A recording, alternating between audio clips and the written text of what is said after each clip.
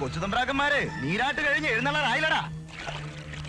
ആലഞ്ചേരിയിലെ 10-12 കേട്ടു.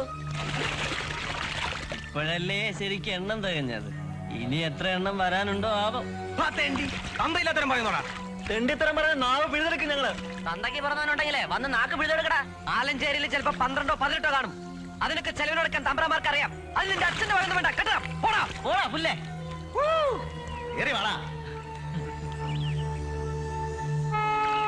സ്വൈര്യം കെട്ടു, പുറത്തിറങ്ങാൻ പറ്റാതായി. ഇനിയെങ്കിലും സത്യാവസ്ഥ അറിഞ്ഞേ പറ്റൂ.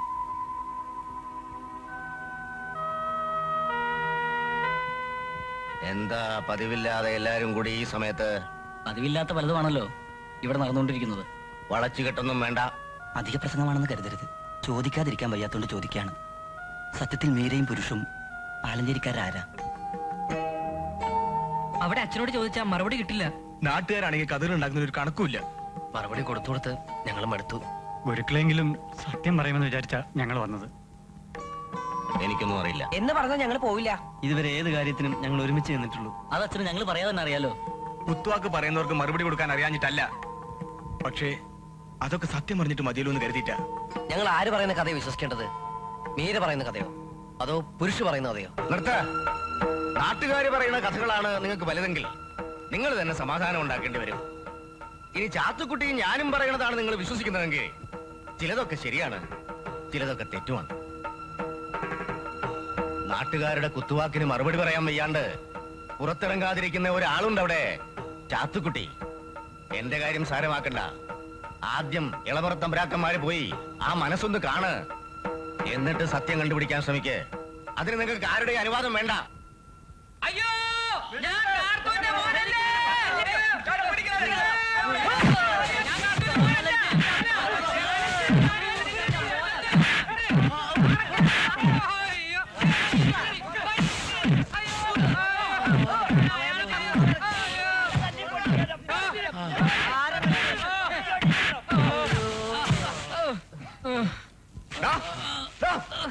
നിനക്ക് ആലഞ്ചേരിയിലെ 11-അവനാവണം അല്ലടാ? സത്യം പറയടാ. ആരാടാ നീ? പറയടാ. ഞാൻ വെങ്കായം പുരുഷു, ഒരു നാടക നടനാണ്. കാർത്തൂന്റെ മകനായിട്ട് അഭിനയിക്കണമെന്ന് പറഞ്ഞു ഇയാളാണ് എന്നെ ഇങ്ങോട്ട് കൂട്ടിക്കൊണ്ടു വന്നത്. ഇതിന്റെയൊക്കെ സൂത്രധാരകൻ അല്ലേ? എന്റെ കൊല്ലല്ലേ, ഞാൻ പറയാം. ചേക്കുട്ടി റൈറ്റർ പറഞ്ഞിട്ടാ ഞാൻ ഈ നാടകക്കാരനെ കൂട്ടിക്കൊണ്ട് വന്നത്. നീ നിന്റെ ചേക്കുട്ടിയോട് പോയി പറ മീര ആലഞ്ചേരിയിലെ പെണ്ണാണെന്ന്. എന്താണോ നിനക്ക് വല്ല സംശയമുണ്ടോ? എനിക്കും ഇല്ല, എന്റെ റൈറ്റർക്കും ഇല്ല സംശയം. ഇനി കാർത്തൂന്റെ കഥ പറഞ്ഞ് ഇവിടെ ഞാൻ കണ്ടുപോയാ കൊല്ലും ഞങ്ങള്.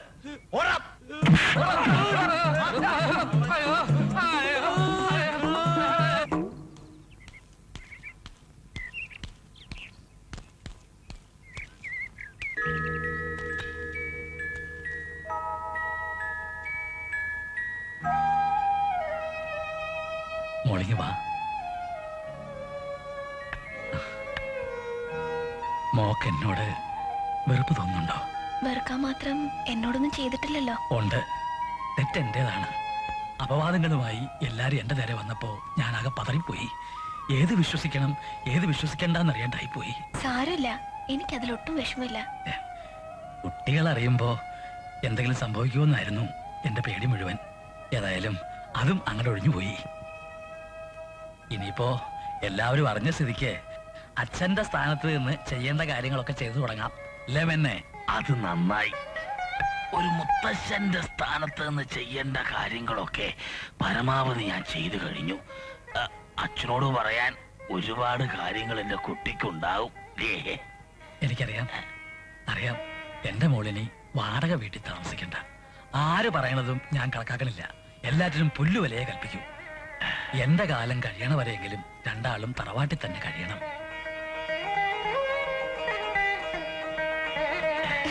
സന്തോഷമായോ എന്റെ കുട്ടിക്ക്? സന്തോഷമായോ?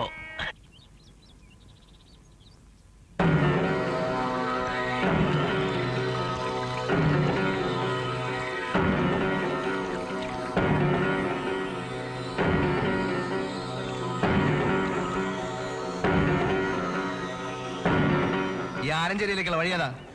ആലഞ്ചേരി എന്ന് പറയുമ്പോ 2 ആലഞ്ചേരി ഉണ്ട്. അതിലെവിടേക്കാ പോണ്ടേ? ഭാഗവതരുടെ അടുത്തേക്കാണോ ഗുരുക്കളുടെ അടുത്തേക്കാണോ? ഭാഗവതരുടെ അടുത്തേക്ക് തന്നെ. അപ്പൊ കച്ചേരിക്കാ? കച്ചേരിക്ക് തന്നെ. പക്ഷെ കച്ചേരി നടത്തുന്നത് ഭാഗവതരായിരിക്കില്ല ഈ ഞാൻ. വഴി പറയടോ. നേരെ പോയാൽ കാണുന്ന ഒരു പഠിപ്പുണ്ട്, അത് തന്നെ.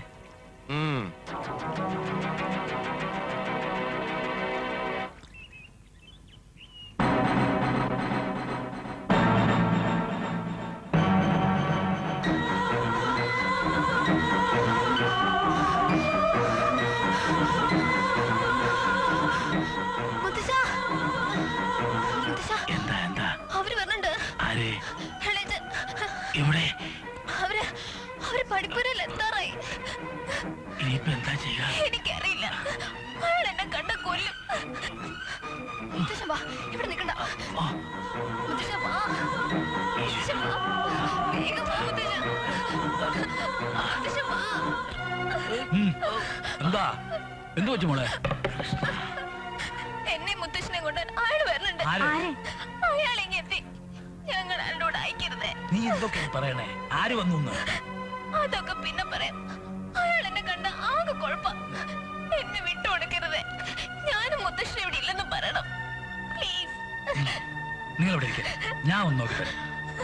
മോൾ അവിടെ ഇരിക്കും.